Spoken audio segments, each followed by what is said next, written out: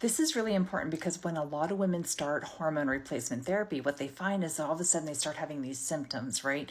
And so they get to day 3, day 4, and they're thinking, gosh, is this really for me? So I want you to watch this video before you make the decision to quit. If you're new to me, my name is Sherry. I'm certified in menopause health and hormone optimization, and I love to educate women so they can make informed decisions when it comes to their health as they transition into menopause. Now, first of all, if you're on day 3 and you're having all of these symptoms, it's still really early in the process. The thing you have to understand is when you're starting hormones, okay, your body's going to go through a transition, okay, because you have to understand for so long your hormone levels have been at rock bottom. And when you start hormone replacement therapy, you're starting to introduce these new signals. So it's going to really change those hormone receptor sites because those hormones are going to start binding to them and creating some changes. Now, depending on the type of hormone replacement that you're on, during that first 1 to 2 weeks, it's really common to have a lot of these types of symptoms. Sometimes your joints can start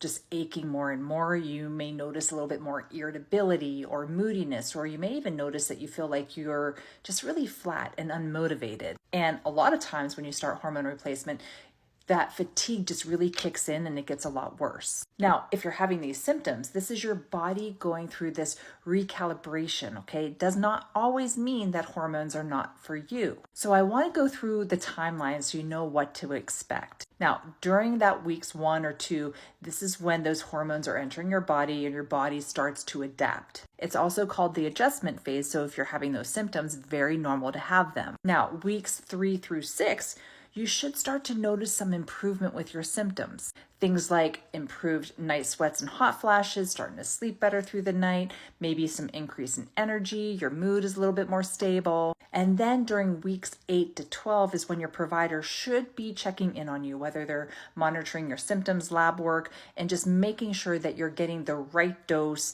in the right route that's working best for you. So if you're starting to have some really weird symptoms, that first week, just rest assured sometimes that's just your body adjusting. However, if those symptoms are debilitating or you're really not sure if it's good or bad, reach out to your provider who prescribed them and at least let them know what you're feeling, okay? Because sometimes they may want to tweak it right away, but also we want to make sure that you're not having more extreme symptoms, things like severe depression, okay, where you're starting to have thoughts of hurting yourself or someone else, any type of allergic reaction, extreme anxiety, or if these symptoms are truly affecting your life, because your provider wants to know. But the bottom line is that as you introduce hormones back into your body, there is that adjustment phase. And it takes most women to go through that in that 1 to 4 week mark. So my advice is give it a little bit of time, but again, if you have a lot of concerns, reach out to your provider. So I hope this was informative. Of course, if you have any other questions, please drop them in the comments. And if you're liking these educational videos, make sure you're signed up for our free newsletter where you get information just like this delivered to your inbox once a week. Just drop newsletter down in the comments and we'll get you added.